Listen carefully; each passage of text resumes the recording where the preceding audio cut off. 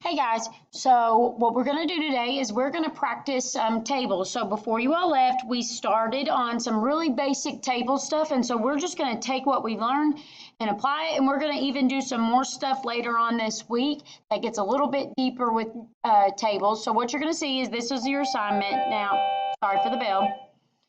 What's going to be a little bit different is my screen looks different because it's the teacher view, but of course your assignment will have your directions and the attachments will be here, and this video will be at the bottom here when I'm done with it. But what you're going to see is that you'll see two pictures, and so it says use the following attachments to complete the assignments. There are 3 tables you have to complete, okay? So 3 total, 2's on this picture and 1 of them's on this picture, so I'll show you.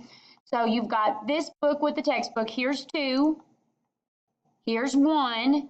So you're making 3 total. So I'm going to pull up this one. We're going to talk about it, okay? So before you left, we learned how to insert tables. And so I have my Google Docs screen over here, right? So if you've forgotten, you go to Insert, Table, and then you draw how big this table is, okay, right? So how many columns, how many rows do I need? But I'm going to come back here and we're going to talk about it for a second, right?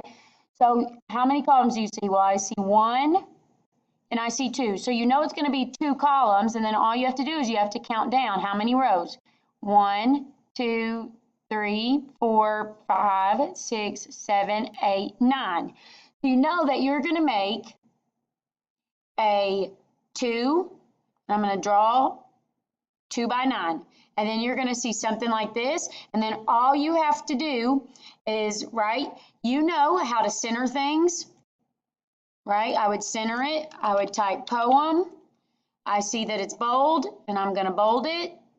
And then I'm going to go to the next row, and I'm going to type great men, right? And then I'm going to keep going on down. And so I would put written by, excuse me, oops. And I would bold it and center it.